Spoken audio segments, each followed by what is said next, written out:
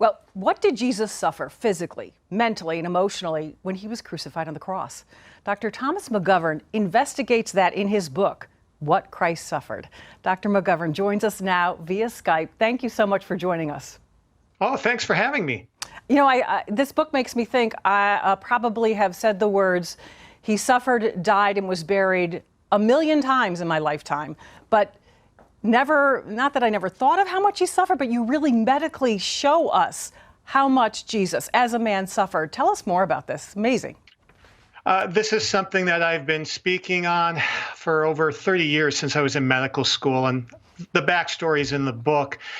But essentially, we take it for granted, like you said, because we say it all the time and we don't realize. And what this book does is it goes back deep into the history. Everything written about crucifixion has been found in Greek and Latin back to 500 BC, plus medicine, archaeology, ancient inscriptions, ancient artwork, and recent medical reports putting together most likely what it was like, at least physically, for Christ to suffer. But there's much more to the book than that. Yeah, it's a real investigation. How many years did it take you to research this? I've been speaking on it for over 30. I've been researching it the last 5. I figure I have over 700 hours of time into it. Wow. And you really take it from Holy Thursday through Good Friday, at times hour by hour. It's just, Yes. you know, medically, what Jesus, actually, let's go to Holy Thursday when, you know, we've Sure. all heard he was sweating blood. But, Yes. you know, you look at it, you tell us medically how that is possible.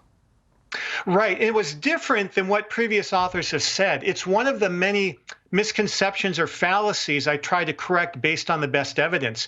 Yes, blood came out of his skin. Yes, sweat came out of his skin, but the blood didn't come out of the sweat glands. And we now have recent reports, we have movies, pictures, biopsies demonstrating that. But what I like is we're also able to put together in this book how we can practically face fear and suffering ourselves. And in the garden is one of my favorite parts of that. Jesus faces fear in a way that we can learn from. We can face our fear, we accept that we are afraid of something, and then we allow ourselves to feel it. That turns off the brain's message that says, hey, there's something here to be aware of. You say, I got it, and then you do something loving. And you see Jesus shift in the garden from being in fear so that the fear is coming out of him as sweat and blood to the point where he is in total command of the situation. And we can actually live that way too. And you know, it really opened my eyes just to think of it this way. 18 hours of pain, shock, dehydration, no food, no sleep, loss of blood. Yes. I just really never thought of it that way. It's just so eye-opening to think of, you know, Jesus is a human and he's in so much pain. Yes, yes, he was. And having been to Jerusalem now 3 times and seeing where he walked, where he spent, you know, after being in the garden, he went to the basement of the house of Caiaphas, and that place is still there. And picturing him being awake in that dungeon, chained up and then beaten, is quite moving.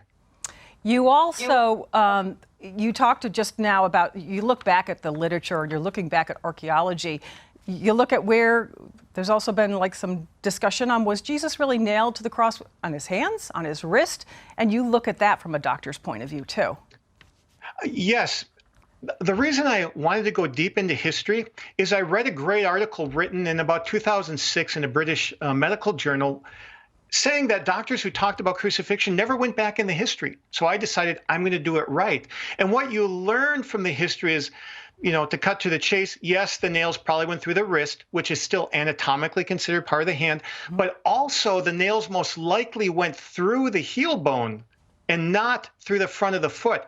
And by going through the heel bone, he didn't break the bone. Therefore, it wouldn't contradict scripture that said none of his bones were broken. And probably the heels were attached to the side of the cross and not on the front of the cross. You know, there's no crucifix that portrays the Jesus' feet one on top of another for almost 1,000 years after he died. Something else, you know, there's no record, there never will be, of really what caused Jesus's death. And there are so many people, a hypothesis on this, but what you really look at all the different ones that different doctors and scholars have looked at, and you narrow that down. Right. You know, a popular suggestion is that he died by suffocation. And I show through 4 or 5 different strands of evidence why that could not have been the case for crucifixion victims.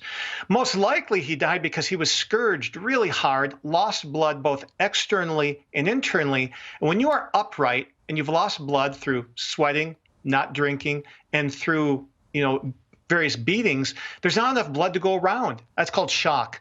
And then that combined with an effect on the heart, which leads to an irregular heartbeat, and then the heart stopping beating, is the most likely reason he died so quickly and amazed even Pontius Pilate with the rapidity of his death. And this is such a scientific look, but you just mentioned earlier, it's a spiritual look.